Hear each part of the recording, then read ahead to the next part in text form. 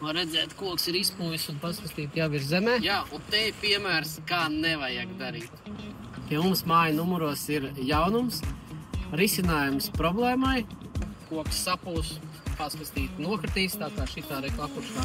Varbūt esat saskārušies, ka viensētām ir sevišķi mājām, kuras ir dziļāk pagalmā.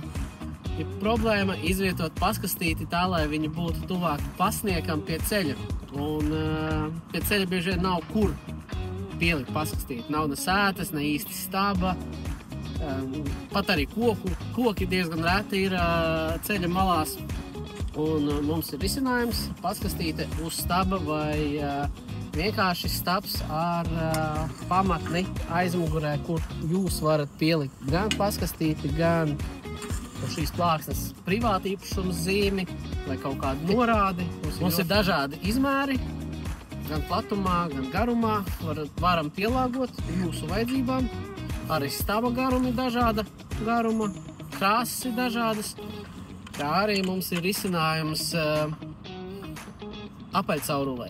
Ja jums ir, pieņemsim, ceļa zīme ceļa malā, kas ir uz apaļcaurules, un vajag izvietot kaut kādu zīmi vai paskastīti, bieži vien atkal saskaramies ar to, ka mēs plakanu plāksni vai zīmi nevaram pielikt pie apaļa staba. Ok, šeit mums ir kvadrāta caurule, tas ir bišķiņ cits stāsts. Jā, mums ir arī risinājums apaļcaurulē.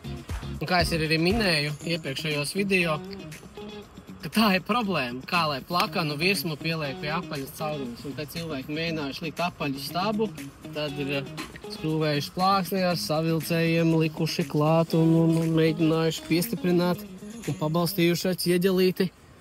Tā kā jā, to visu mēs varam uztaisīt.